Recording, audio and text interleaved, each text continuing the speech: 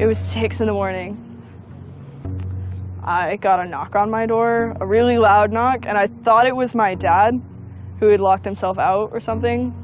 So I opened it, and it's the LED flashlights and the really obnoxious bulletproof vest and the dragging me out into the cold when I'm in my pajamas. That was not fun. They seemed pretty shocked by the sarcastic, belligerent, angry teenager that they dragged out of bed that day. I don't know if it's just that I was 19 or that I was a girl, but they didn't expect this.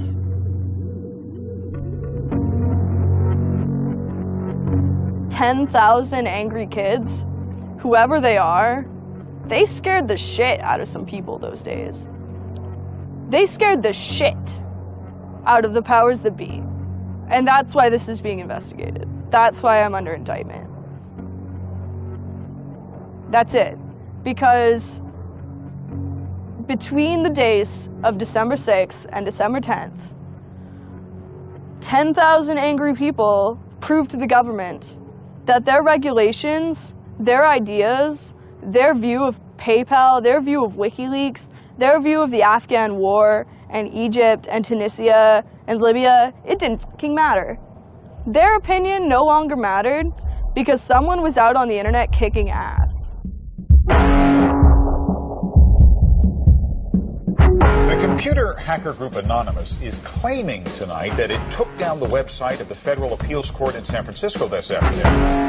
They took down Senate.gov servers, they've taken down HB Gary. Sony's claiming they did $150 million worth of damage. So many confidential files that tonight, because of these hackers, can be in the hands of anyone. Visa, MasterCard, the PayPal situation. The criminals who hacked into Sarah Palin's private email. The Church of Scientology says Anonymous is a cyber terrorist group of religious bigots. Anonymous and this other group called Lulz Sec. They seem to be wanting to prove a point. Anonymous kind of was like the big, strong, buff kid who had low self-esteem. And then all of a sudden punched somebody in the face and was like, holy shit, I'm really strong. And Anonymous calls itself the final boss of the internet. And sometimes it proves to be really fucking true. You are going to violate the freedoms of the internet, you certainly better watch the fuck out. They are kind of the rude boys of activism. There's a real rough edge to them, which I think also is one reason why they garner so much love and hate from people, too. They represent a certain sort of chaotic freedom. Individual, young, nameless, faceless folks are having geopolitical impact. I mean, it's both exhilarating to realize that and terrifying to realize that. It kind of depends on how that power is wielded. We are legion. We do not forget. Expect us.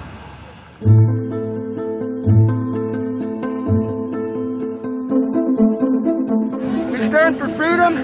We stand for freedom of speech, the power of the people, the ability for them to protest against the government, to right wrongs. No censorship, especially online, but also in real life.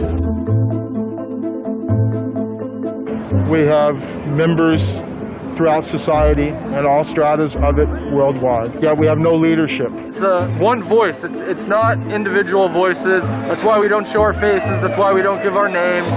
We're speaking as one, and it's a collective. Good timing.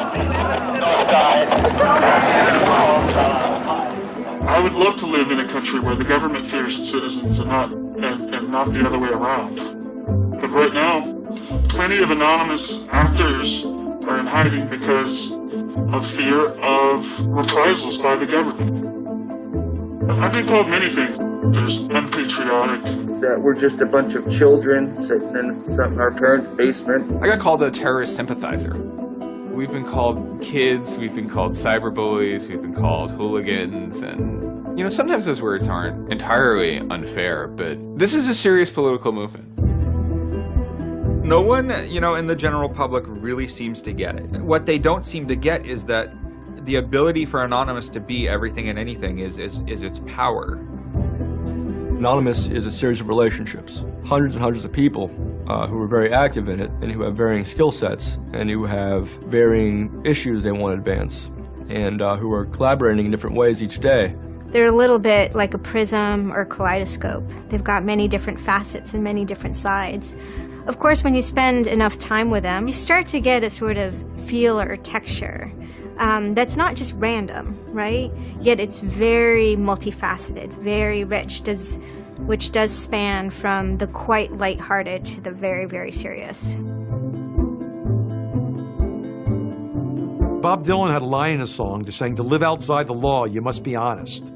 They might do something which isn't technically correct, maybe it's not legally correct, but they're doing it for purposes that in their minds at least are ethical.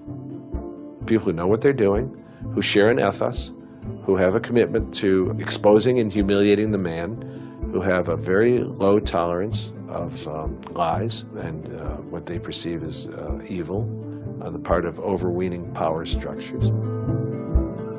They share information, they share tools and techniques, and they are currently having a very good time. The hacker culture, as we know it, really sprang from one place. It was MIT, and it was specifically the people in the Model Railroad Club, the Tech Model Railroad Club. Hacking originated as humorous pranks. When the guys at MIT put a Volkswagen up on top of the dome of the building, and people woke up and saw the car up there in the morning, or they measured a bridge by the body lengths of somebody. I would say his name was Brian, and discovered the bridge over the Charles River was, 822 Brians. These are funny things. That's where hacking originated, and it migrated into engineering and computer communities. It's witty, it's pranks. Basically, Microsoft and Apple both got their entire start off computer crime. Bill Gates stole pretty much all of MS-DOS. Steve, Jobs, he was creating boxes to defraud the phone company,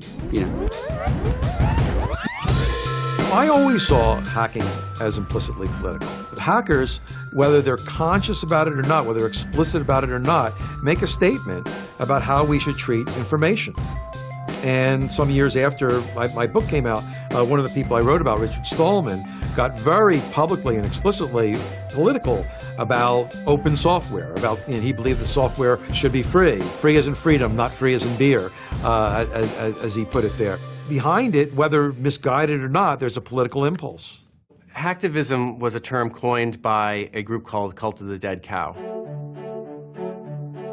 The Loft had an interesting relationship with the Cult of the Dead Cow. There was 3 members that were in both organizations. And we kind of kept like the serious security research that they would do under the Loft name. And if they were doing some sort of just goofy stunt-like things, they would do it under the Cult of the Dead Cow name. Because the Cult of the Dead Cow was really kind of sort of like a propaganda type of organization. They had a guy who was the minister of propaganda. They're kind of merry pranksters. Like, everything they did was completely over the top. They would dress up like Mr. T sometimes. They would do rap songs at DEF CON, like a rap performance. One of the guys there, I think his name was T-Fish, short for Tweety Fish, coined the term hacktivism because he saw one of the things his group was doing, which he called hacktivism, was writing software that people in other countries could use to communicate securely, even if their government was spying on them. So the principle was really, it was freedom of expression. It was everyone should have access to the internet. Everyone should be able to communicate and get their message out on the internet. Even more important in countries where there was repressive regimes, that if you said something against the regime, they would come and take you away, and you weren't saying it anymore. A good place to start are with what has often been called virtual sit-ins, which use the tactic of a denial-of-service attack. Denial of service has been around for a long, long time. The equivalent of like if you for some reason wanted to disrupt a bus service, right? You can hire 1,000 extras to all go and like line up at the bus station, right, and get on the bus. And so that anyone who was really trying to get on the bus couldn't do it, right? It's as simple as that. When you stop trying to visit, website goes back up, no permanent damage. And this tactic has been used by a number of different groups. Probably the most famous is the Electronic Disturbance Theater.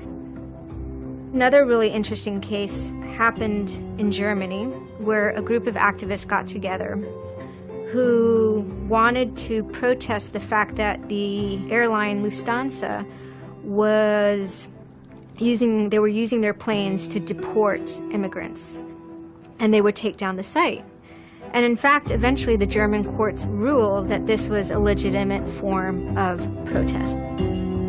From airport security to subway bag checks, there's no question it's a new world post 9/11. It's worse now for humans post 9/11 because intrusion and surveillance, which is always going to be misused by those who can misuse it, has created a different kind of society in which freedom to move unobserved is a privilege only of the rich. Privacy is a privilege only of the rich. Hackers see the technology giving them sanction to buy that privileged exclusion as well. Intrinsic to the technology is the power to self-transcend and get out of the hump of the bell curve and move forward to a par with the masters of society and do battle with them on an equal level playing field. That's activism. Anonymous grew out of what's known as 4chan. And essentially, this is just a website where people can upload images and you don't actually give your name. It's just sort of anonymous. When you look at 4chan, you're often surprised because it looks like a site from like 1995 or something. The idea is very simple. You post a comment and you post a picture. And you can post under your name or anonymously. And it's separated into boards about particular topics. So there's a topic on anime, there's a topic on weaponry. There's like a 4chan board for origami, and you just upload interesting pictures of origami.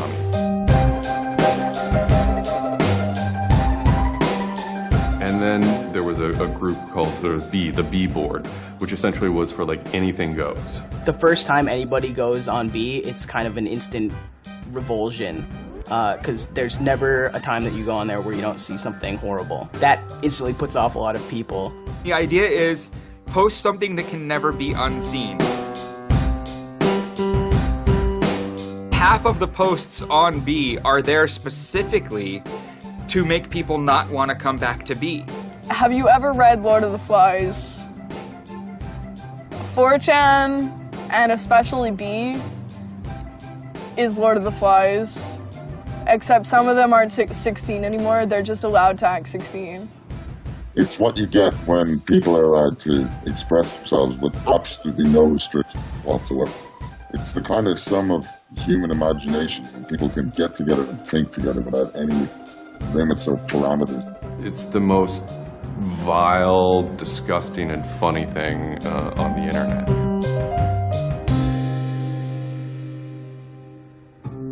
4chan was founded by Chris Mootpool when he was very young, maybe 15, in the early 2000s. He started 4chan because he was a big fan of Japanese animation. Chris Mootpool is the sweetest kid you've ever met in your life. He's small and he's got these sort of like tiny features, and he runs the most disgusting website in the world.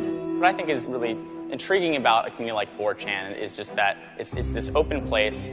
As I said, it's raw, it's unfiltered, and sites like it are kind of going the way of the dinosaur right now. They're endangered because we're moving towards social networking, we're moving towards persistent identity, we're moving towards a lack of privacy, really. The B board, that's the exact opposite of Facebook. Facebook, like, you're supposed to be like who you are, and there's sort of one model, which is that like you're friends with people, right? In 4chan, you're totally anonymous nobody. And anonymous speech is, a lot of it's ugly, but not all of it is, right? It is actually sort of a place where people can be honest. One of the important things about 4chan is to have a thread that really explodes and lasts for a long time. If it doesn't, then it disappears. It's a site that's not archived. So it creates conditions for anything that grabs attention at some level. And so humor and grotesqueness as a result are quite good for that. I'd rather just be referred to as anonymous, I guess, in any interviews, because I have some docs out on me. 4chan's just where I went to. I grew up on it and I lived there. That's just what I did for fun. It takes a thick skin to enjoy it. But, you know, as long as you're not offended, you'll occasionally come into something really cool or really creative on 4chan. I think the most interesting thing about it is how you can watch memes evolve. You'll see something posted one day, and then a week later it's got 50,000 derivatives of it. A meme is basically just an idea. It's kind of like a gene, but in the realm of the idea. A lot of the great internet memes that we all know and love, you know, lolcats, right? You know, little cats doing funny things, and then they have, you know, Icon has cheeseburger, right? All that stuff seems to start in this like petri dish that is 4chan b-board.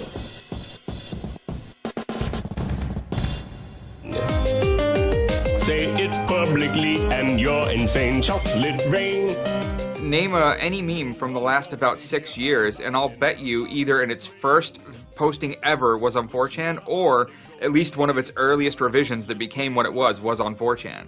I can see the food situation is so we'll be on our way.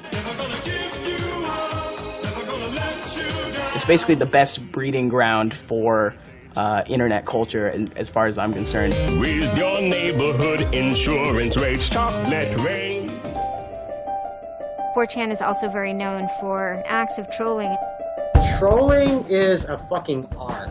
Trolling is getting the person you're talking to get as pissed off as they possibly can, and for no reason except for your own enjoyment. Maybe you're trying to illustrate a point, but it's mostly for your own enjoyment. For them, it's funny that like people think the internet is serious business, and if people think the internet is serious business, it's a troll's job to make their life terrible. The idea of anonymous came initially as a joke. I mean, somebody suggested that what if the whole site, what if 4chan, what if B was just one person? And what if that's just one guy called Anonymous sitting somewhere, and you're just reading all these posts by one guy? And it kind of looked like that from the outsider's perspective. I mean, there's no way to tell the difference. It might as well be one guy. Fox News did a very famous segment about it. They call themselves Anonymous. They are hackers on steroids, treating the web like a real-life video game, sacking websites, invading MySpace accounts, disrupting innocent people's lives. And if you fight back, watch out. Destroy. Die. Attack. Threats from a gang of computer hackers calling themselves Anonymous. I've had 7 different passwords and they've got them all so far. Anonymous hacked his site and plastered it with gay sex pictures. His girlfriend left him. She thought that I was cheating on her with guys.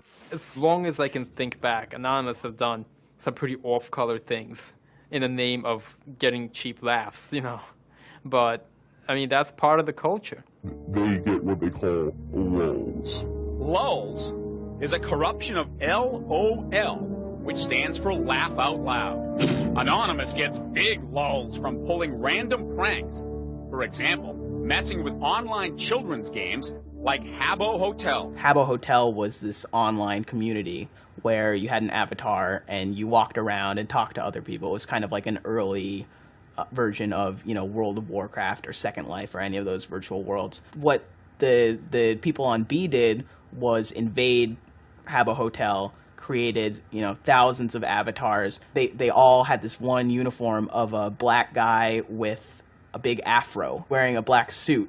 And so there would be thousands of these people, black guys, black suit, you know, huge afro, walking around this world, and they would do things like form a swastika out of themselves.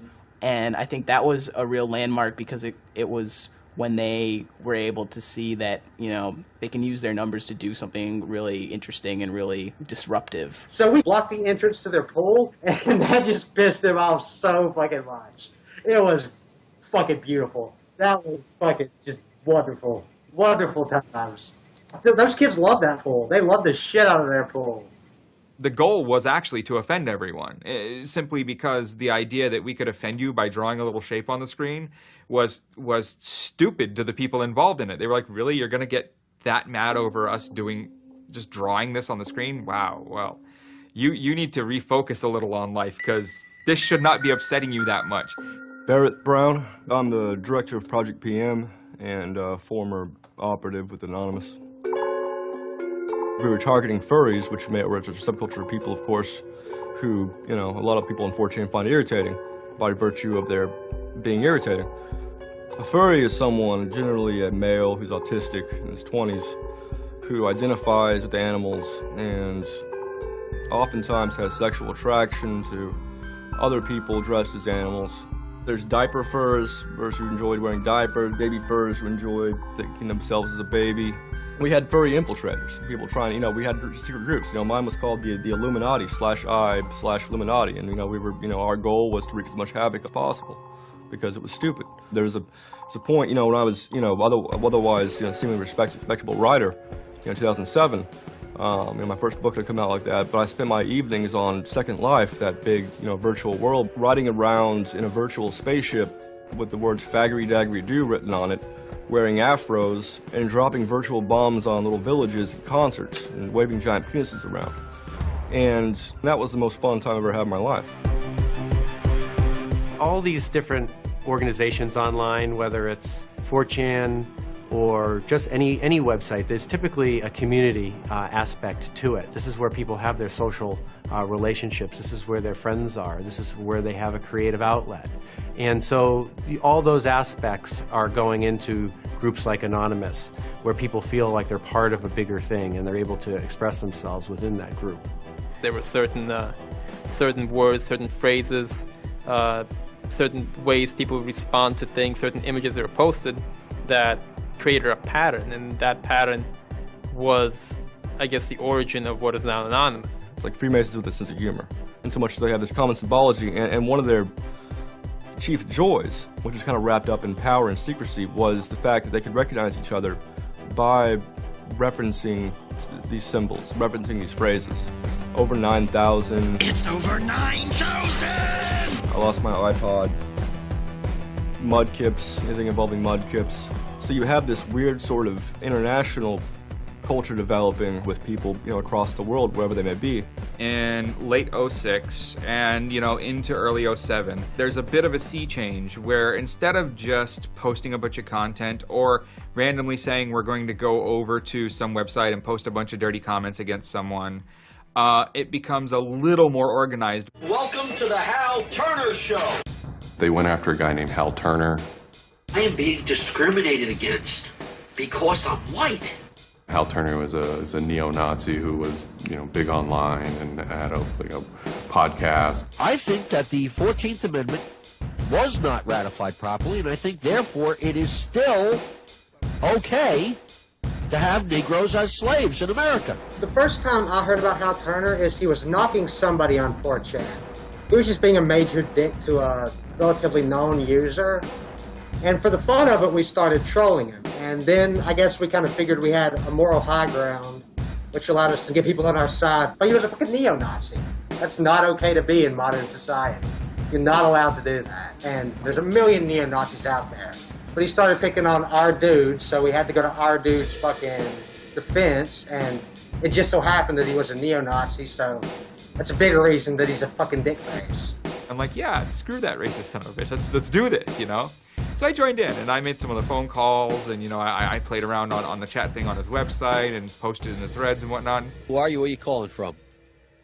Hola, Hal. This is Pedro. Spick, San Diego. Don't call my radio show anymore, you filthy spick animal. The college that I you're go on the Hal Turner to Show. has begun an integration program where they try and purposely lower standards to bring more blacks and quote-unquote diversify the campus. And by the end of the next 5 years, they intend to bring over 9,000. He was just a horribly racist radio personality who seemed to handle it well when you called in. Like, he could handle being berated by Anonymous. And that made it very interesting. It made it a bit of a challenge. It wasn't some guy who just either crumbled or stopped answering the phone. It was a guy who would yell back. I don't see where you're going with this. Where I'm going is, I believe Barack Obama is genetically incapable of exercising the power necessary to govern the most complicated nation on earth. That's where I'm going with this. And I think part of the reason he's incapable of doing it is because of racial genetic inferiority. Is that clear enough for you? No, you changed the subject again. Wait a second. You asked Hal Turner me. wasn't the first, like, actual person that, Anonymous had caused trouble for, but the circumstances ended up being significant. They DDoS'd his website, stuff like that, costing him thousands of dollars, bandwidth fees. We DDoSed him, which is overflowing his server with packets and fake information. And then we kind of trolled him in real life. We sent countless pizzas to his house. We signed him up for escorts on Craigslist. We sent a bunch of pallets of industrial materials to his house, which he ultimately had to foot the bill for. And basically we destroyed his ability to pay for his radio show, and that took him off the internet. He was super pissed. And then they ended up getting some real hackers to help them out. Like, this wasn't sort of pranks. They actually were able to get into Hal Turner's private servers and his mail servers and find some interesting emails that he was serving as an FBI informant, which, if you're a right-wing neo-Nazi, is not a good thing to be. And obviously him being an FBI informant, and also his reaction, his sort of douchebaggy reaction to the raids, damaged his credibility within the white nationalist scene, which is a shame. Hal Turner's gone. He's been prosecuted by the feds for threatening judges. It wasn't supposed to be different, but it ended up being different. People who observe Anonymous see this group called Anonymous going after this white nationalist and say, oh, hey, look, Anonymous must be some kind of activist organization.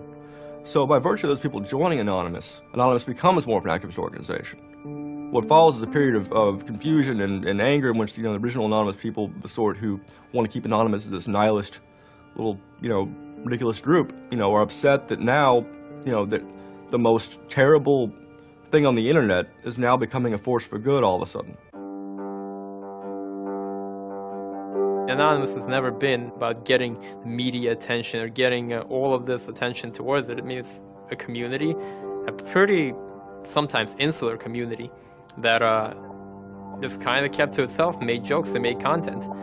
But that was, of course, changed completely. Just turned completely on its head when Chinology started. Anonymous began to become less of just a culture, people who wanted to perform pranks, and more of the internet's first army. I'm Mike Vitale, and my handle is Seth Dude. Now, this is January 2008. Anonymous is strong now. We're not a little dinky fucking group anymore.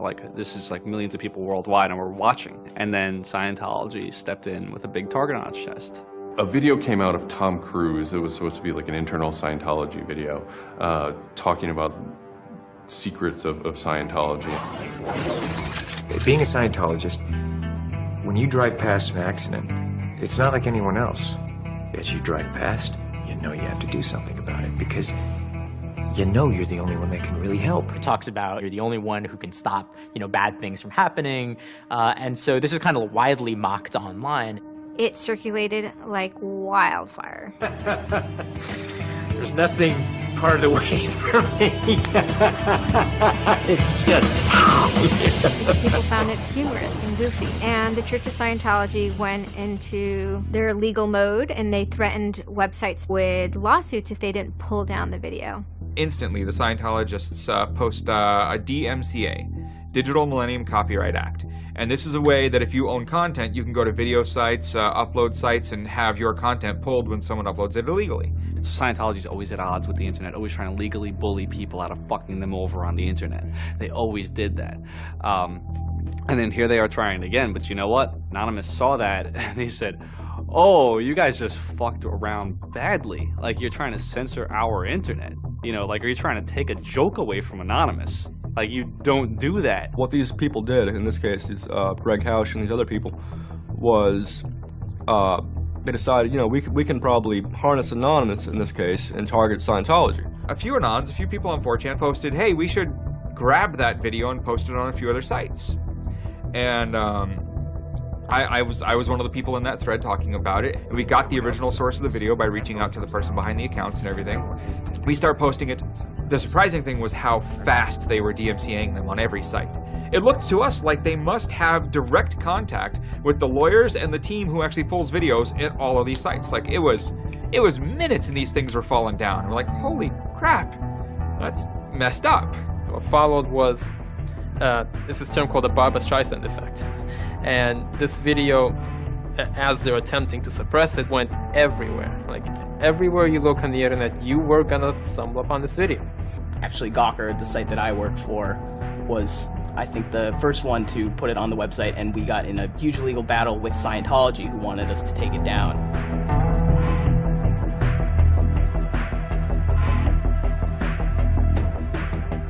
A guy joins the channel, and he says, you should all look at Gawker. So we go over to Gawker, and the strangest thing has happened. This big media company had the video up on their front page and basically had a comment underneath of it that stated very clearly that the FBI would have to come take their servers to get this video taken down, that they were sick of this abuse that was going on. That made us think, what have we gotten ourselves mixed up in here? Scientology is an interesting target because in some ways it's the perfect inversion of what geeks and hackers value. At so many different levels: science fiction, intellectual property, discourses of freedom, science and technology. It's very proprietary, it's closed. And so in some ways, if you had something like a cultural inversion machine and you stuck geeks and hackers in there, you'd get something that looks a lot like Scientology. So it's quite offensive, and there's a real pleasure in attacking your perfect nemesis. We're just such polar opposites, with them being secretive and us hating secrets, and them being so inclusive and us being, anybody could say they're anonymous, and most importantly, how fucking self-important they were. They thought they were fucking untouchable. They thought that they were like their own little church mafia and shit, And Anonymous will, it's like a play toy now. We're gonna make you guys look stupid as shit. What really kind of dared us and set us off about Scientology is specifically the treatment of their critics. Anybody who says anything bad about Scientology is automatically some sort of criminal, some sort of crazy person, a drug addict. It's just that kind of mentality, that kind of, like, if anybody says anything bad about you, we're gonna fuck you over in the worst possible way. It resonated like this feeling of disgust within us. That was a big problem. That was the big problem. The censorship aspect of it. The audacity of this cult, this creepy cult, to go into our territory and tell us that we can't post this? No, fuck them. No, it's not gonna happen. And people who knew what Anonymous was to begin with were like, oh my god, Anonymous is gonna go to war with Scientology. This should be really interesting. Especially because it's two weird-ass groups. I mean, I've been an Anon for a long fucking time. I know Anonymous is really strange. They're weird, and the stuff we like is weird, and it's really not mainstream at all. Now you have Scientology. Also really weird. A lot of crazy shit goes down. Anybody on the outside who's seeing this is going, let's watch these two retards fight. Like, both their pants are going to fall down, they're going to triple, and it's going to hurt everybody, and it's going to be hysterical. And what happened was all these people who were geared up, the infrastructure was built to war with other Anons, said, you know what, fuck it. Everybody's going to get together and pound the fuck out of Scientology. And then that's when 4chan kind of reared into action, really reared into action. And they started to troll the Church of Scientology. And this took the form of pranking the Dianetics hotline, ordering pizzas. Every fax number we get, we're sharing them all. Every number we get, we send black pieces of paper on a loop until we sold their ink. I go to call them on the phone, and it's busy. And that's their main fucking Dianetics hotline. Their Dianetics 800 number, you can't get through because Anons have completely fucking clogged it and just probably saying stupid shit. The whole idea was just you call them just to keep them on the phone. What's an Elron? How do I Dianetics my face? They were not expecting that, and they couldn't handle it.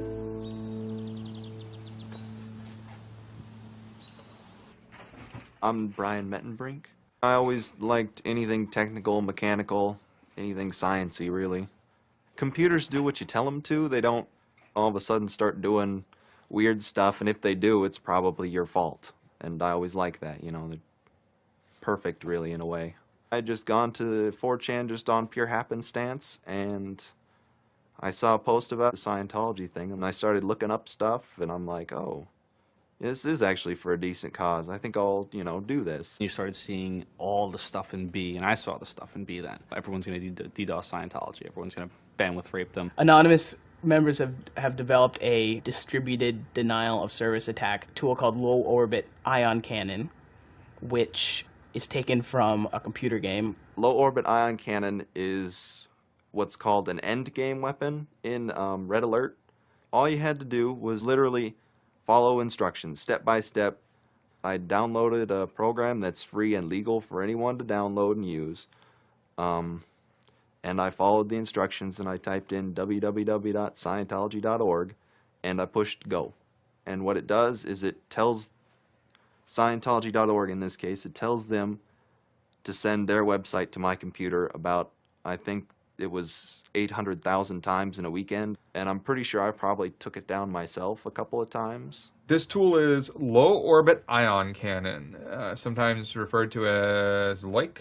I am actually not breaking any laws by using this tool against my own computer, 127.0.0.1, which is a non-routable address. But, of course, if I were to have attacked one of those other bigger sites out there, I would have severely been breaking the law and would have been doing it in a way that was quite easy to track. What you do is you put in the site, you see that the IP is correct, you make sure that all these settings are good, and you hit the button. And off it goes. It felt like you were making a difference. You know, just you yourself. And you didn't even have to leave your home, you know. You just sat at your computer and followed instructions and stood up for what you believe in, so to speak. You made your say in the world, and hopefully it turns out better for it. Yeah, that was some really crazy stuff to watch. To be sitting there in front of a monitor and you have just information just flying in front of you, and it's this unseeable internet war. And one of the guys said, we need to make a video. We have to make a video. Hello, leaders of Scientology. We are anonymous.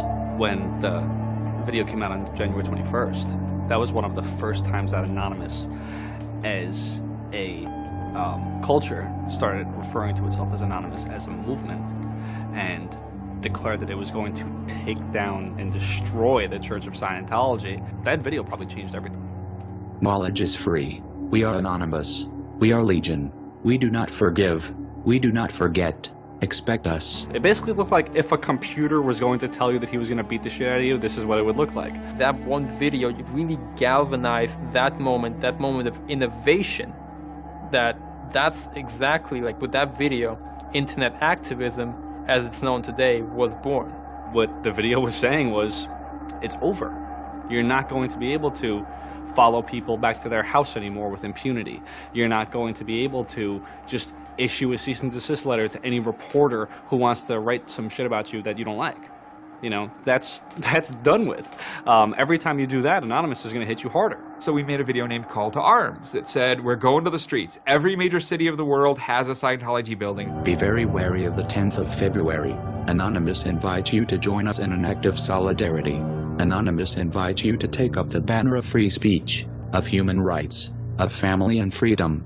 Join us in protest outside of Scientology centers worldwide. And you just see this consensus forming that it's going to happen. So we made the third video, the Code of Conduct. Don't bring weapons. Dress accordingly. Cover your faces, because they will try and find out who you are and screw with your life. Rule number 17. Cover your face.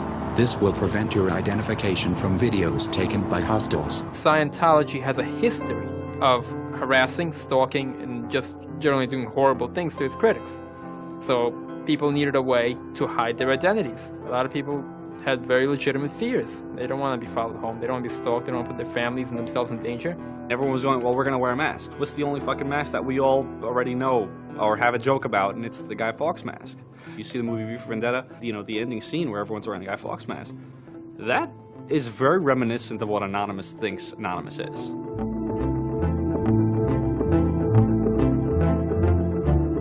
We wanted to represent anonymity in some way when it moved into real life. I think that the Guy Fawkes mask was one of the most natural things to happen. It is the idea that none of us are as cruel as all of us. You have this massive crowd of people who are anonymous that is going to fight against a bigger thing and win. Even after watching the video, it's like, yeah, this is great, but who's actually gonna do it? Who's gonna step up? Are people actually gonna get out of their house?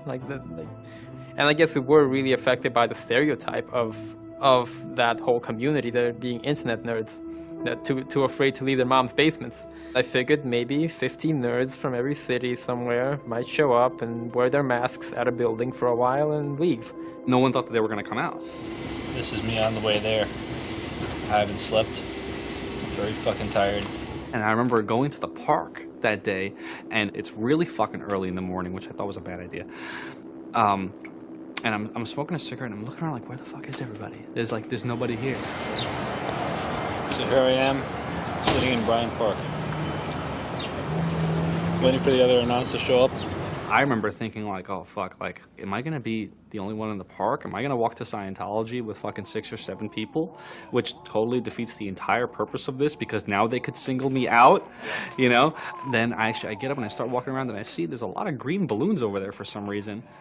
On the other side of the park, there was like fucking 200 people. There was Guy Fawkes masks everywhere. And I'm like, holy shit, this is huge. There's a fucking lot of us. That's pretty good. I had no idea how many Anons there were until we started moving. And it just fucking got bigger.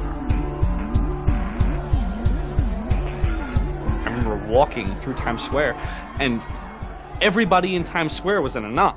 Like, and you know, this is like a fucking 1,000-person per like fucking minute foot traffic area, and everywhere I'm looking, I'm seeing fucking Anon symbols. It was fucking wild. It was really wild.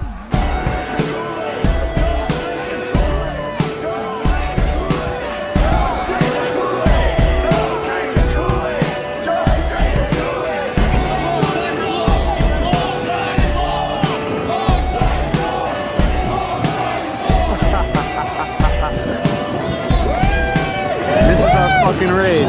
Hell yeah! So we start getting numbers in. And Sydney. We're thinking that it's going to be 50 people.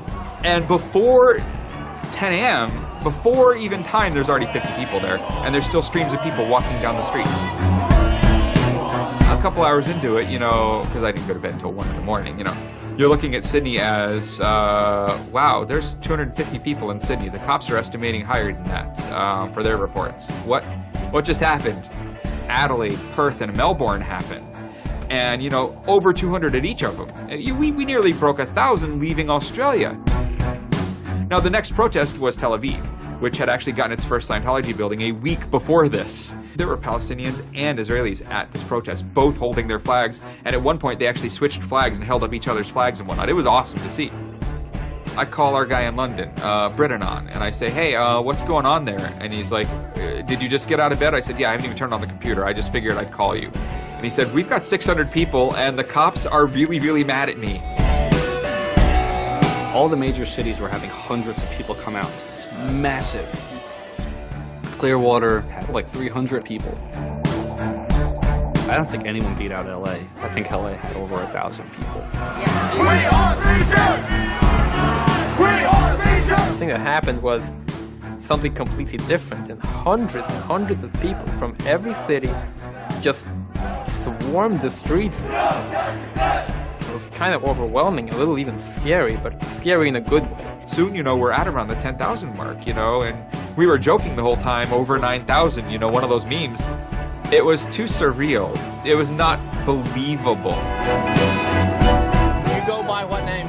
We are Anonymous. It was very empowering, especially after people saw the thousands of people showing up.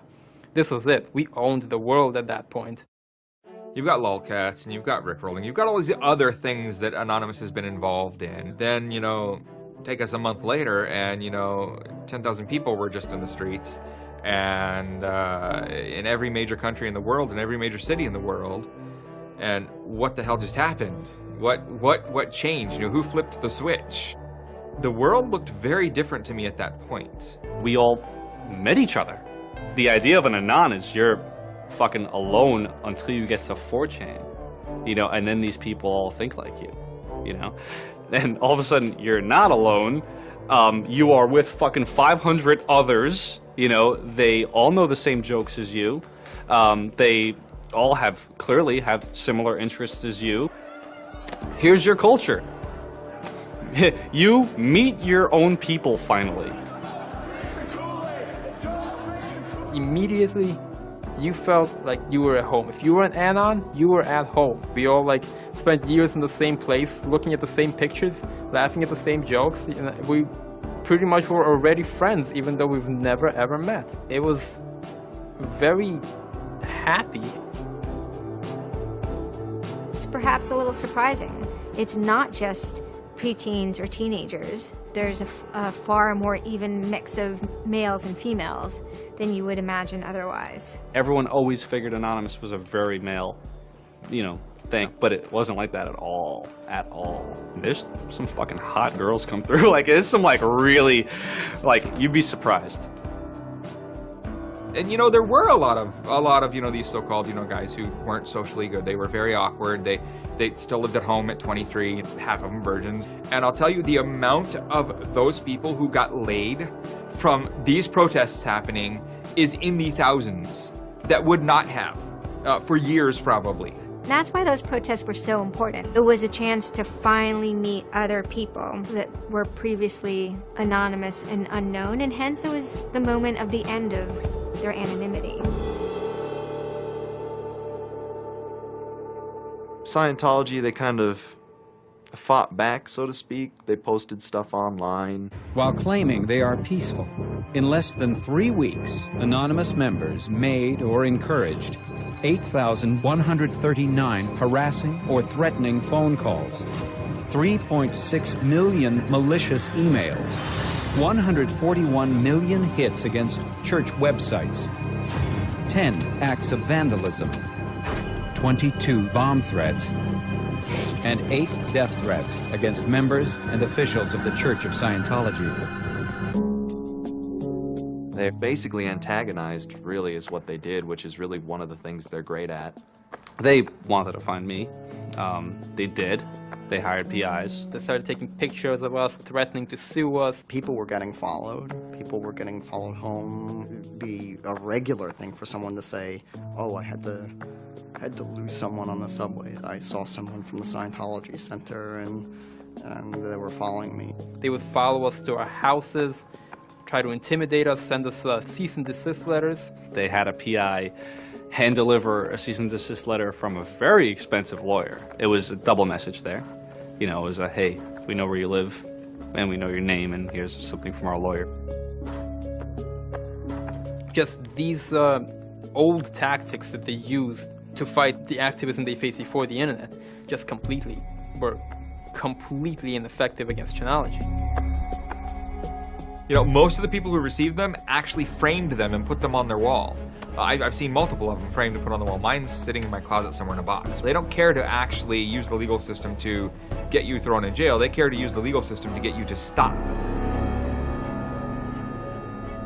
I did the whole low orbit ion cannon stuff, and then I pretty much just went about my life after that for probably, I think it's 6 months, and then the FBI showed up here at my parents' house where I wasn't, looking for me. 2 men got out of the car and took Flashed took their jackets off and laid their guns on the front seat and came up to ask us if Brian was home and explained that they were the FBI and they were looking for Brian, and I've never been so scared. And then my parents directed them to where I was living, and they showed up and said, I'd like to have a friendly conversation with you, and I had the worst friendly conversation of my life. And we sat down at my dining room table, and they just started asking me questions, and I'm trying to figure out what they're here for, because I have no idea. And they eventually started asking me questions about Anonymous. I was scared to death. I mean, my son is looking at 5 years in jail and a $100,000 fine. I had no idea that it was any sort of this big of a crime to do what I did. I thought it was the kind of slap on a wrist, $200 fine type crime. So I actually told them that I did it at that point. Then it went from there. But yeah, I would have never ever believed that the maximum punishment for this was 5 years in prison. It was a very eye-opening experience. I had a little bit of trouble accepting it, knowing that I could go to prison for 5 years. Knowing that I would be in prison from age 20 to 25 for this, you know, I thought that was a little bit extreme. I tell people it would be different if they drank and drove and killed somebody. But he didn't do that. It's hard to deal with, harder to deal with, because he didn't do that. He just pushed a button on his computer, and as he explained it to me at the time, it was like pushing the refresh button over and over and over and over 800,000 times. And it seems like such a little thing. I did the second most damage is what Scientology said. I sent the second most out of everybody. So I got the maximum for my category, which was 1 year in prison and 1 year supervised release. I think, you know, the way I feel is for what I did was one of the most, like, lopsided punishments I've ever, like, read about or heard of.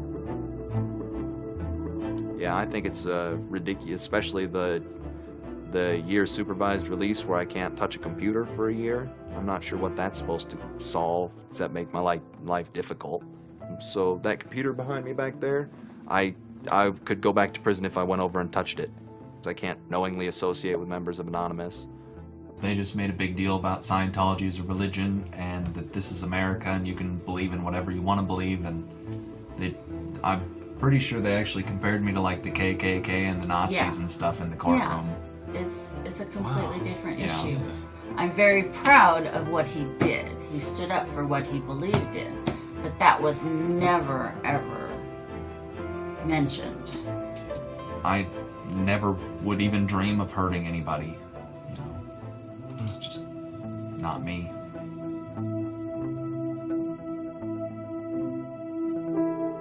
Prior to Anonymous, critics of the church still had to be very, very careful because of the aggressive lawsuits that were launched against academics, journalists, and other critics. I would say that era is over.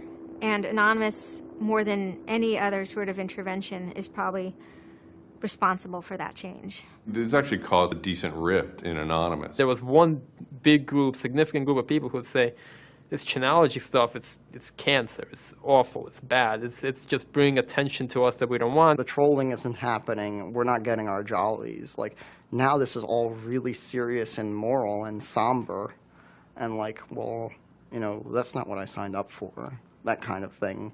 And then there are the people who were on the other side who are going, well, I only signed up for the serious and somber. You guys, go away. This is, you know, and, you know, there became this very fierce clash of ideologies, and it was alien to us. They decided, in their own words, which I was privy to because it was told to me, stop ruining our bad name. So to make Anonymous look bad, they go off and they post animated GIFs, animated images to epilepsy forums that are black and white just strobing really quickly. So any of the epilepsy people on these support forums see it and they fall off their chairs, you know, in seizure. You start hearing this term moral fag. If you're not out there making epileptics have seizures, then you're doing it wrong. So you're a moral fag. Which is what I am, a moral fag. Those who want to use Anonymous as, you know, as a tool for good in some sense. Rather than just doing what we used to do, which is to screw with video games. One Anon said it well once. There is no leader. Their ops have momentary leaders, de facto leaders. I like to describe this with the picture of a bird swarm. Everybody's flying very, very quiet. Suddenly one bird flies into the other direction and the mass fly into the same direction following that person. It's totally okay to say, I'm sorry, I don't take part. When Chanology was running full force, it was like a kid stretching for the first time and actually seeing the real power. It's the teenage period, actually, trying, Operation Pitstorm. Operation Titstorm. Australia over the past couple of years has been relatively malignant in their attitude towards internet freedom compared to other Western countries. A guy named Tux wanted to attack the Australian government.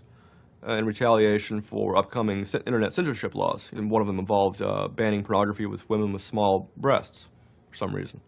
So that was the first time that Anonymous went up against the government. When they DDoS'd and took down several government sites, it was the first time that Anonymous was going up against a state. If you had asked me all throughout 2008 and most of 2009, is the politics of Anonymous always going to be sutured and hinged to the Church of Scientology? I would have said yes. And it became unsutured, unhinged, when a different political wing was born in 2010. The Motion Picture Association had hired an Indian software firm to DDoS the Pirate Bay. And Anonymous, coming out of 4chan, DDoS, the Motion Picture Association of America, as well as then other groups like the Recording Industry Association. It angered people for a lot of different reasons. I mean, obviously one of the reasons was that they were attempting to censor the internet. Another of the reasons, though, was that, you know, people in Anonymous had been arrested before for taking part in such attacks, say on the Church of Scientology and other targets that there had been before. I think there was a big sense of the hypocrisy in it. This was the moment a kind of networked kind of architecture was born, where there was a different node that was unrelated. Some people crossed over, and they were connected by aesthetics and by ethics, and yet this was a different ship that was sailing.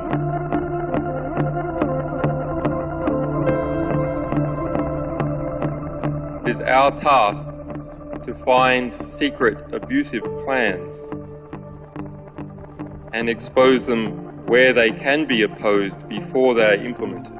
The interesting thing about someone like Assange is that he actually also sprang from, you know, a hacker culture. It's a mentality of spreading information. Julian was Mendax. He was the greatest hacker that ever walked the face of the earth when I was a kid.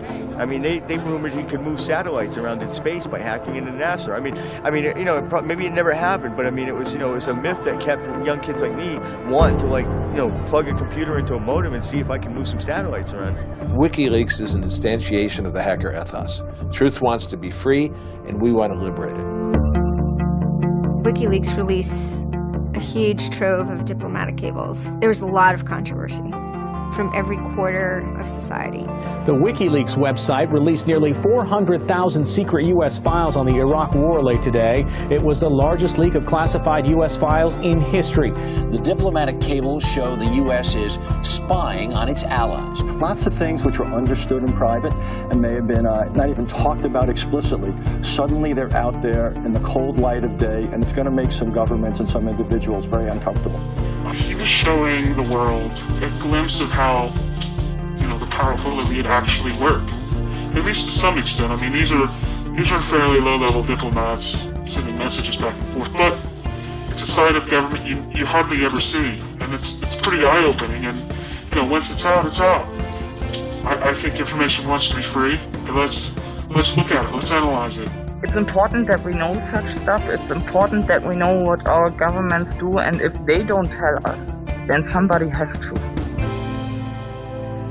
There was one particular moment that really sparked the fire, and this was when PayPal, MasterCard, and Amazon pulled services for WikiLeaks. So all of a sudden there's no way to actually like process donations to WikiLeaks. And then people went and found like neo-Nazi groups. Visa and MasterCard were perfectly fine with you being able to, like, you know, PayPal being able to like make donations to them. But WikiLeaks, no. You can pay the KKK, you can donate money to the Westboro Baptist Church with your PayPal and your fucking MasterCard, but you can't give any money to WikiLeaks. And I think WikiLeaks is doing a good thing. It's just a total hypocrisy. They got their little fucking banking mafia to fuck, you know, WikiLeaks over. People were incredibly angry. There was a real sense of rage. I think there was a sense that WikiLeaks was exposing the lies that the government had told to the people, and that the government was desperately trying to make sure that those lies weren't exposed. And there was just an intense, I can only call it fury. If you're a hacker, it's one of those John F. Kennedy was shot moments, not to actually compare it to that, but it's one of those moments you always remember exactly where you were when you heard it. I mean, I just really never dreamed that they would have the audacity Anonymous very quickly moves into an attack mode. Anonymous DOSed PayPal. They were pissed. Cyber protests, sit-ins, however you want to look at it. DDoS is a tool that is a big giant, it's like driving a finish nail in with a sledgehammer. The numbers of participants were massive, massive. And they managed over the course of a couple of days to disable the websites of MasterCard and PayPal. It was like watching the hack magician finally get a trick right, because you're not expecting it, and then it's magnificent. It was beautiful.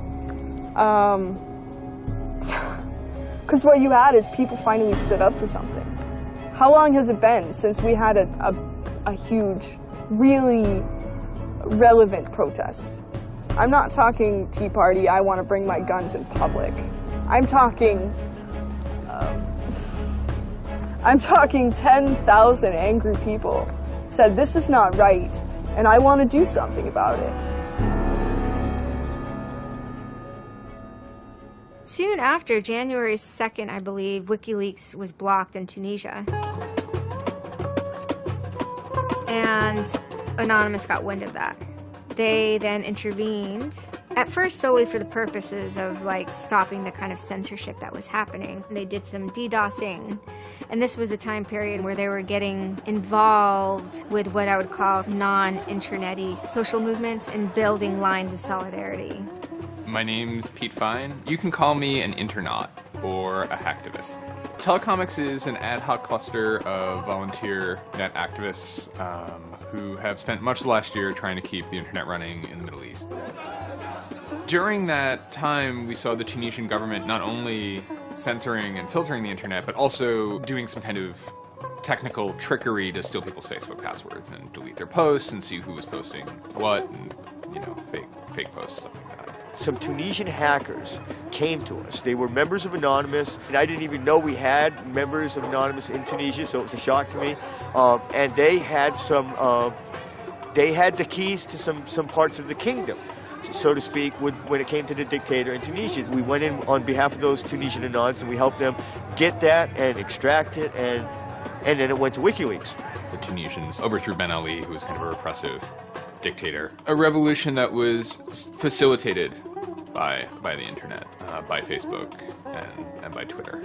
Not caused by it. I mean, 50 years of dictatorship has caused the Arab Spring. But the internet has certainly been helping. There's a video where they are thanking us for being involved, holding up a map saying we were the only one who stood by their side.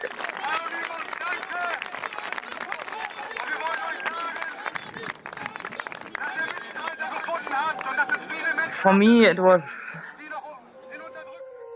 awesome to hear that and to feel the connection. The same group of hackers that target anti-WikiLeaks sites have now turned their attention to Egypt. In kind of the lead up to the Egyptian revolution, we would tweet on people's behalf. We would get people from Egypt who were unable to access Twitter on their own on our IRC network, and we would take reports from them and tweet them out using our account to kind of help them get the word out about what they were experiencing. Some of this shit is personal. And one of the things about the movement as a whole, when Egypt rolled around, is that Egypt broke us emotionally. Watching in real time with live feeds that we helped set up, Egyptians get massacred with machine guns. It was different, and I have never in cyber activism wept before. It's never bothered me like that. It's never been able to touch me the way Egypt touched me. It was fucked up that we were watching people killed for no reason other than leaving their homes, that these people had every right to freedom, that they had every right to choose their government. And then January 27th, January 28th rolls around, and the Egyptian government starts shutting down the internet. I mean, just for the whole country. The whole country. There's this fantastic traffic graph that you can see the traffic coming out of Egypt, and it looks like, you know, like this. Just totally stops. And we were just shocked. I mean, we were just like, what the fuck? Like, what the fuck? To think that a country would completely cut itself off as much as it was able to from the outside world was pretty unthinkable. You know, we know bad things go on in the dark places. And suddenly it got quiet. I remember that somehow burned into my brain that first Twitter was flooded and suddenly everything was quiet. That's the kind of thing that could start riots. I think when Mubarak did what he did, I think it really upset people here as well as in the Middle East. I put myself in their place, and I found myself in a desert of nothingness because he just wiped out everything that my world incorporated. That just showed me and everybody else that the same thing can happen at any time, at anywhere, in any government. Anonymous and the people on the internet stood up and said, go fuck yourself. You want to shut down their internet? Fine. The people on the internet will show them how to turn it back on. It's almost like the internet as an actual thing. It's like the internet is a living thing. It's like a conscious thing that gets up and says, no, you can't do that. A lot of my friends helped with encryption, helped people on the ground in those countries validate SSL keys and certificates, and really showed them how to subvert their government and become free. And then Telecomics started to tweet connections to the internet, dial-up connections. In Egypt, the care package we put together included some kind of our comms information, the ham radio and dial modem details. In total, we helped coordinate and run about 500 dial-up modem lines. We also Googled up treatments for tear gas and other kind of basic medical treatment and found folks who could translate that into Arabic. Sort of put this together in a nice one-page PDF and fax, and off it goes. I think the most effective thing was shutting down government websites. We're taking your dictator's web pages down. It is cyber warfare at that point. When you're dealing with a dictator like that that's killing people, all the gloves are off. We are going to not just take your websites offline, we are going to destroy your every communications. We are going to wreck you like a nation state would wreck you. In Cairo, Egypt, the crowds are shouting and screaming.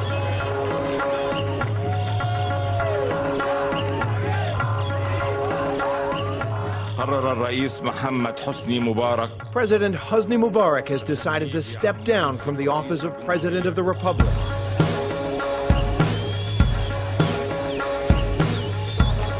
When Mubarak left, it was a hell yeah moment.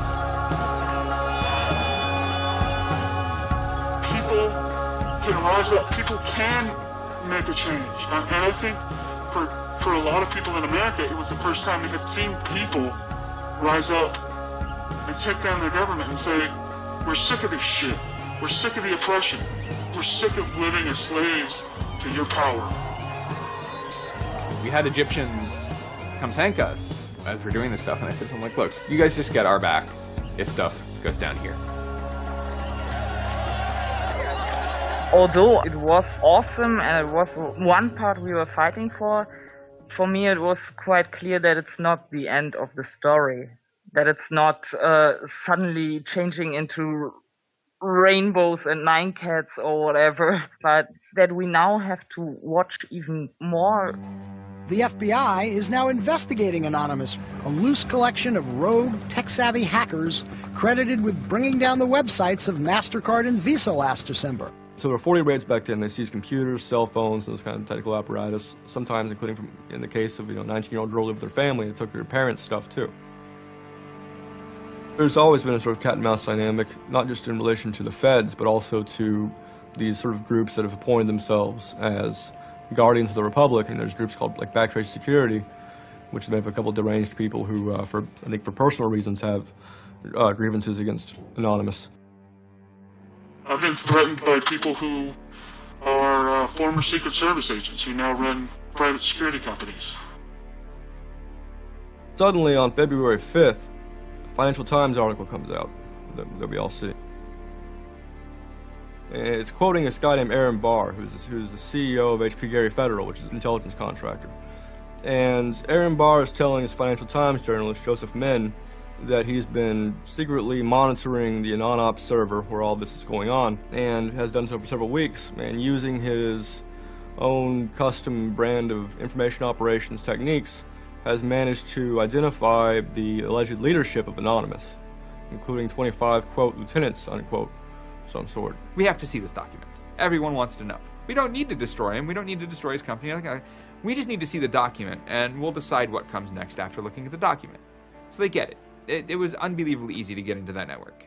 And my name was on there as a screen name, and Greg Hausch was listed there by a screen name. The fact of the matter is, what he told Financial Times was, everything he told them was demonstrably untrue, and very much hilariously so. He had to be shut up. It had to be proven to the world that this guy was a retard, and that his information was in no way valid. Now, to put that in hacker terms, Anonymous is a hornet's nest, and Barr said, I'm gonna stick my penis in that thing. In a mere 24 hours, he was owned, pwned completely by a small group of participants who basically went on a hacking rampage. Faster than you can say, get these hornets off my penis. Anonymous took down Barr's website, stole his emails, deleted the company's backup data, trashed his Twitter account, and remotely wiped his iPad. And he had just reached the Hammam high level on Angry Birds. The HB Gary hack brought about 70,000 emails. Probably the most important ones had to do with a proposal that HB Gary had already formulated. It was packaged up as a nice PowerPoint presentation. Kind of act as privatized agent provocateurs, where they were going to discredit WikiLeaks. HB Gary was proposing submitting fake documents to WikiLeaks, and then when discovered as fake, the error could be called out and it would discredit WikiLeaks. Right. So, so there's a lot of specifics that I can't talk about. So let me try to answer that though in a general sense. Well, first of all, it's probably no surprise to anybody. I'm not a big fan of WikiLeaks. I think that the broad purpose of trying to get as much information, proprietary or classified information for the government, and expose that is an extremely destructive and dangerous purpose. As Julian Assange had a few months before noted that they had information on a major bank showing wrongdoing, and Bank of America somehow knew it was them. And the proposals involved for Bank of America and the WikiLeaks problem, they entailed conducting information war on WikiLeaks and its supporters, creating dissension within WikiLeaks, DDoS attacks. You also wanted to launch cyber attacks on WikiLeaks infrastructure to get information on document submitters. Well, one thing I guess I want to make sure is clear is, you know, none of those activities had actually occurred. You know, in business, there's, you know, when you start proposing or thinking about an idea, there's a brainstorming phase. And somebody says, well, what if, you know, what could we do? What's theoretically possible? Well, still, this was an idea. This was proposed. This was something that you thought about. Right. They also wanted to go on a campaign kind of targeting Glenn Greenwald, who's a reporter for Salon, who's an outspoken kind of critic of the government and supporter of WikiLeaks. It seems like you're trying to attack a journalist here.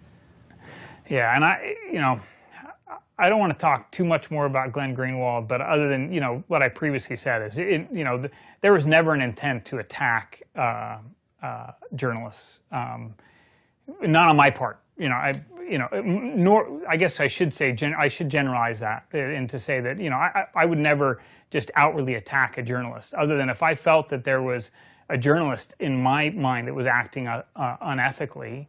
That, you know, that is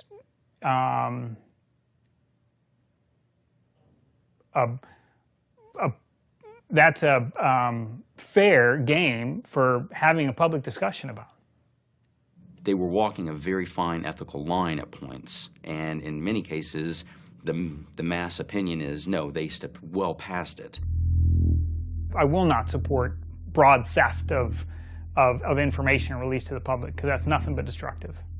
if somebody has information that's been stolen from them, and whether or not WikiLeaks encouraged the theft of that, or whether or not it was just put in their lap, still they're threatening to release the information that is the private property of another organization. So your choices are to just allow that to happen, or to try to stop it. How offensive is too offensive? We've certainly seen a lot of strategy coming out of governments across the world now saying, publicly admitting that they need to develop better offensive strategies in cybersecurity, because defense as a whole, it isn't enough. It never is enough. Some of the most important things that have had the most far-reaching influence and have been the most important in terms of what's been discovered, not just by Anonymous, but by the media in the aftermath, is the result of hacking. That information can't be obtained by the traditional journalistic process, or it can't be obtained or won't be obtained by a congressional committee or a federal oversight committee. For the most part, that information has to be, obtained by hackers. After this had happened, although only a small number of people had participated, the collective mood was exuberance within Anonymous. It was a kind of moment of the lulls being recharged, which people were excited about because people felt like the lulls had been running low during the Middle Eastern protests. And so it was a moment of great triumphalism within Anonymous. Anonymous is currently targeting Sony's website. We are doing this because Sony is currently suing people for making features the PlayStation originally had available to the public. It started off as a denial of service attacks, but then someone really broke into the PlayStation network and stole all the user accounts and all the credit card information. Sony has confirmed that hackers broke into its PlayStation network, exposing the personal information of up to 77 million users worldwide. Anonymous basically bent Sony over and had their way with them, and the consumers were the ones that also got hurt in the process. 2 months of people not being able to use the PlayStations, that actually had real hardcore end-user impact. If they break into a site and they pull back customer information, do they really need to disclose 100,000 customers? No. What they're doing could be done a lot better. And when I say better, I mean better for the end user, for the customers, while still making a point. And then, kind of seemingly out of the blue, there was something by the name LulzSec that sailed into the seas. Well, LulzSec, it's sort of a group of a couple people, mostly from Anonymous, who, large part, were the same people who hacked HP Gary.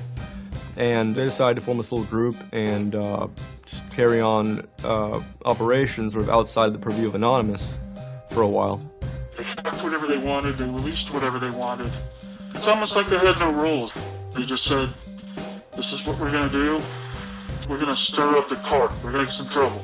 We're going to make some waves. And they did. What they did was they put on a play. Not high arts, not lowbrow either. It wasn't particularly, let's just say, grotesque. Their symbol was a kind of cartoon caricature of the Monopoly man with a monocle and a cigarette. There was a lot of iconography of boats and ships, pirate motifs, and then, of course, a cat. Chaos and mayhem. Right now, it's probably one of the right things to do. Some of the things LulzSec did in the court of public opinion were less noble. Private citizens were being doxxed, or the credit card numbers that could have been redacted. You could still make your point without actually, giving up people's personal details. So the court of public opinion swayed that LulzSec had crossed lines that maybe the previous manifestation had not. Collateral damage, such as the release of docs and people's personal information who are just caught in the crossfire, really, of an anonymous confrontation, is something that a lot of anons don't really support. There was a lot of, infighting about it because their way, wasn't really our way. We will not attack the media. PBS's Frontline runs a documentary on mainly focused on Bradley Manning, the alleged leaker to WikiLeaks. And for a lot of Bradley Manning supporters didn't like it. They felt it was a little too psychologizing, right? It was like looking a little bit more like his personal life than like why it is he leaked the documents and what the documents actually meant. They hacked a website putting a story that Tupac and Biggie had kind of escaped the world of celebrity fame and attention and retired quietly and discreetly in New Zealand.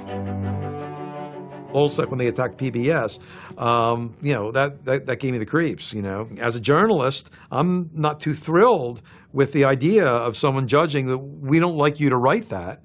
We don't like your reporting, so we're going to shut down your website. I'm uncomfortable with that. It could be me, and I could be writing something about a group that they didn't like. And, hey, I'm happy to sit and talk with them about it, but, don't shut my website down. This is obviously about freedom of speech, so attacking the press would be would sort of be a bit of a contradiction. So people always said, well, we shouldn't do that. And obviously LulzSec had a completely different agenda, so they had no problem doing it. They sort of saw themselves going out there, breaking into like anything, everything, governments, corporations, police departments, largely for the same reasons Anonymous would. They went after Arizona for immigration policy, 50-day run, causing mayhem, havoc, and then, ended it. The computer hacking group, Lulz Security, has announced it's disbanding, saying it had achieved its mission to disrupt government and corporate organizations for fun. I call this whole thing the rise of the chaotic actor. It's not like the first time we've had hacktivism, but we're definitely seeing like a renaissance in it. And chaotic could be chaotic good, neutral, or evil. If you go back to the old Dungeons & Dragons charts. And some people see Anon-Ops initially, let's stick with Anonymous, as chaotic good. They saw Operation Payback, or they saw attacking Scientology, and they say that's good. It's like Robin Hood, right? Chaotic good. Outside the system, but doing something good. Other people saw Anon as chaotic evil, like the Joker. They just want to see the world burn and doing potentially irreparable damage. And the truth is, yes, it's the entire column of chaotic.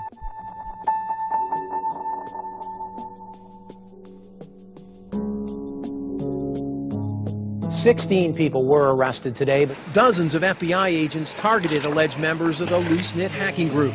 Armed with search warrants, agents hit 6 homes in New York, along with locations across the country. The people arrested yesterday were suspected of attacking PayPal's website after the company shut off payments to WikiLeaks. Defenders of the hackers say they're merely engaged in civil protest, but FBI officials worry the disruptive cyber attacks could move in a more dangerous direction.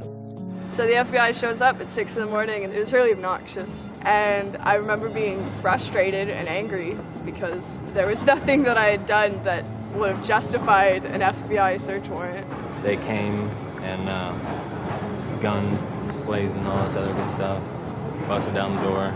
I immediately just dropped down to the floor, 180, didn't want nothing. I wasn't trying to fight nobody.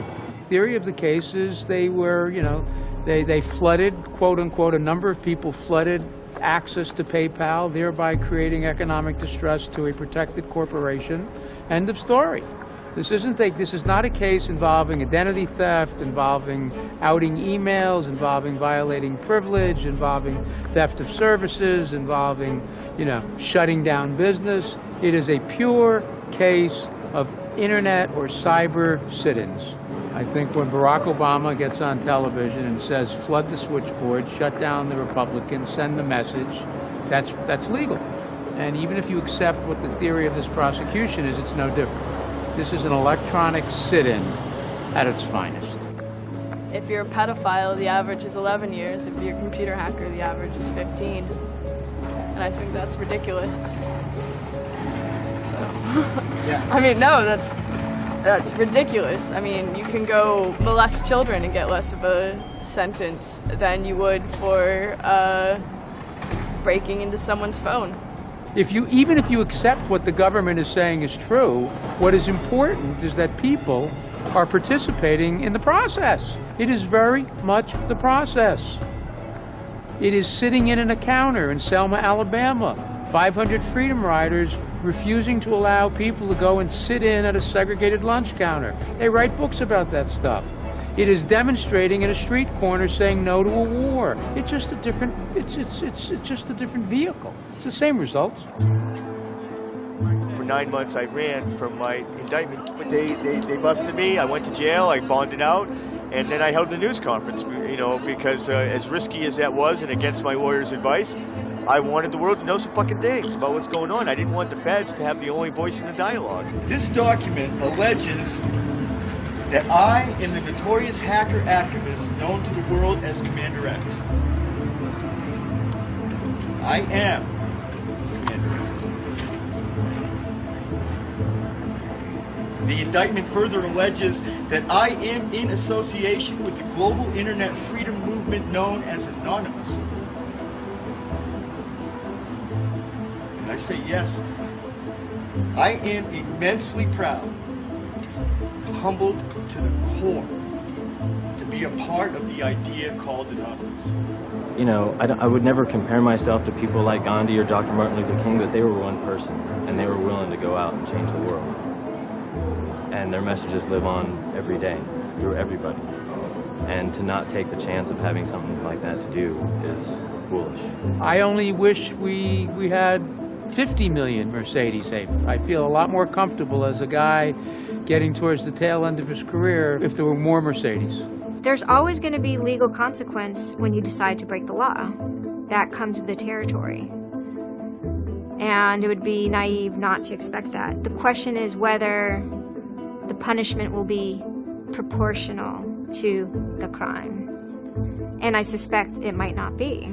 People will be watching very closely to see how these cases proceed, on what grounds, and whether there's any room during the trials to think, especially of the denial of service attacks, as a legitimate form of protest. So much of our lives are now configured, at least in part, on the internet, so we better start thinking about how we claim parts of the internet as spaces that we can also protest in. This is the point in history at which you decide whether or not protesting is possible online. You can stand up and you can say freedom of speech extends to online. We have the right to not be monitored by our government because of our opinions. It's up to you. You're in the position of Huck Finn. Do you remember Huck Finn at the end of the book? He's told he's got to take that slave and give it back. Two things will happen if he doesn't. One, legally, he'll go to jail because Jim is property. Two, he'll be damned eternally and burned in hellfire because he's in an evangelical environment in Missouri. And Huck smokes his corncob pipe all night and thinks about it, and next morning he says, well, damn it, I'll go to hell then. In other words, he discovered that in order to be an expert at ethics, you had to transcend the legal and sanctioned religious appropriate truths of the day in order to access the meta-truth of both legality and righteousness. Well, hackers see themselves as Huck putting down that corncob pipe and saying, all right, I'll go to jail. All right, I'll go to hell, but I'm going to do the right thing. I suppose the question you really want to ask is, would I do it again? And honestly, after thinking about it, I felt that I did what was right. I had a belief, I still do, that what I did was the right thing, and hopefully someone got some good out of it. You know, I'd love to think that maybe I stopped someone from joining a cult. You know, probably wouldn't tell on myself next time, but you know, I don't think I would have changed a single thing other than the whole talking to the FBI thing. Just that little Yeah, just the little detail that kind of changed everything. Yeah. I'm angry. Occasionally I have small breakdown moments of terror, but I haven't stopped believing what I believed. I haven't stopped wanting to fight. I haven't stopped caring. Show me what democracy looks like! We got so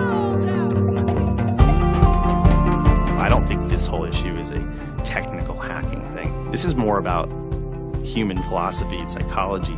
What's motivating us? Why is there so much unrest or disenfranchisement or anger that would lead people to want to take matters in their own hands and join these? Whether you think it's bad or not is irrelevant. It's not going away.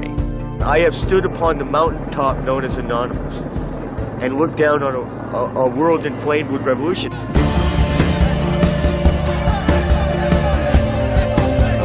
What can you say? Your spine tingles when you're at the cusp of history. When you're surfing, the waves of history, your spine tingles.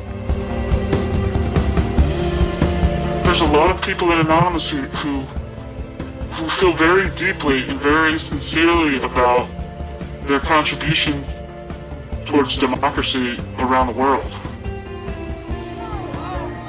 And I think that's one of the main things that I'm most proud of about Anonymous.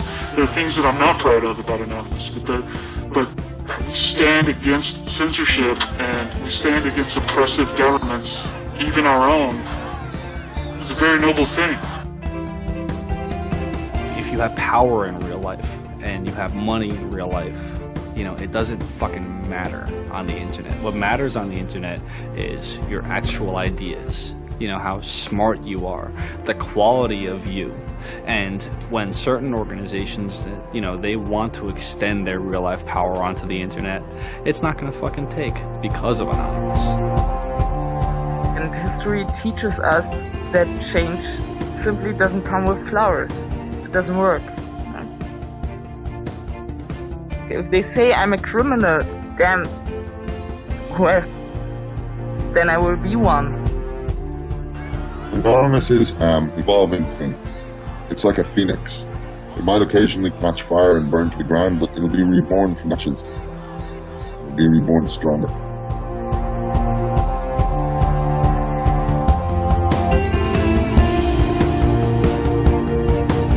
I don't care if you're a Democrat or a Republican or an independent, or if you like Ron Paul, or if you worship pigeons or Scientology, or if you're Catholic or atheist or Methodist. I don't care about that. Your opinion matters. I don't care if I disagree with it. I don't care if I hate your guts. Your opinion matters.